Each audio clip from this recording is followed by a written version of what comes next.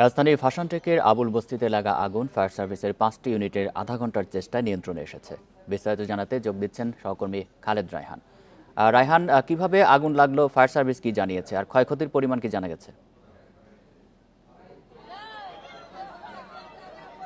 দেখুন, ঠিক ভাসানটেক থানার পেছনেই যে ভাসানটেক বিআরপি যে বস্তিতে রয়েছে সেখানেই মূলত 11টার দিকে এখানে আগুন লাগে বলে ফায়ার সার্ভিস জানিয়েছে এবং 11:13-তে তাদের যে ইউনিট সেখানে এসে উপস্থিত এবং এখানে তারপরে আমরা দেখেছি যে সব মিলিয়ে 22 মিনিটের চেষ্টায় সেই আগুন কিন্তু নিয়ন্ত্রণে আসে। সব মিলিয়ে এখানে আমরা যতটুকু দেখেছি যে শতাধিক ঘর এখানে রয়েছে এবং সেগুলো বলা যায় যে প্রায় সবগুলোই কিন্তু ভস্মীভূত হয়ে গেছে এবং এখানে ফায়ার সার্ভিসের পক্ষ থেকে এখনো আনুষ্ঠানিকভাবে কোনো কিছুই বলা হয়নি যে কি কারণে আগুন লাগতে পারে। তবে দুটি বিষয় আমরা কথা বলে জানতে পেরেছি, যেহেতু এখানে যেই শীতকাল শেষ হওয়ার পরেই গরম শুরু হওয়ার সময় লম্বা সময় বৃষ্টি না হওয়ার কারণে সবকিছু শুষ্ক থাকে, এটি একটি আগুন লাগার পরে বেশিক্ষণ জ্বলে থাকার একটি অন্যতম কারণ। এবং সাধারণত এই ধরনের ঘরগুলোতে বা এই ধরনের বসত বাড়িগুলোতে যেটা হয় যে সাধারণত কাঠ, টিন এই সংক্রান্ত বিষয়গুলো বেশি থাকার কারণে কিন্তু আগুন আসলে লাগলে সেটি দীর্ঘক্ষণ ধরে থাকে। তবে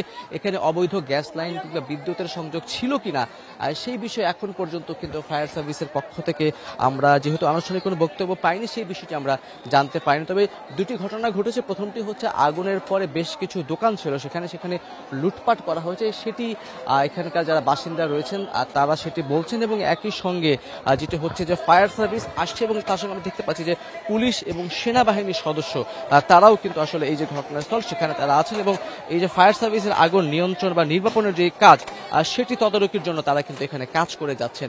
আমরা যেটি জেনেছি ফায়ার সার্ভিসের পক্ষ থেকে অনানুষ্ঠানিকভাবে যে তারা এখন পর্যন্ত যেটি ধারণা করছেন যে সূত্রপাত যেটি থেকে হোক না কেন এখানে আসলে কোনো রকমের কোনো রয়েছিল কিনা অবৈধ কোনো বৈদ্যুতিক লাইন বা গ্যাস সংযোগ সেই বিষয়গুলো তারা খতিয়ে দেখছেন। তারা এখন প্রথমে তারা যে কাজটি করছেন যে আগুন তারা নিয়ন্ত্রণে এনেছেন, এখন তারা নির্বাপনের যে কাজ সেটি কিন্তু করছে। আগুন পুরোপুরি নিয়ন্ত্রণের মধ্যে আছে বলা যায়, তবে এখন পর্যন্ত নির্বাপনের কাজই করা হচ্ছে। এখন পর্যন্ত কোনো হতাহতের খবর আমরা পাইনি। তবে যাদের দোকান লুট করা হয়েছে আমরা দেখেছি এমন দুজন তারা কিন্তু অজ্ঞান হয়ে গেছেন।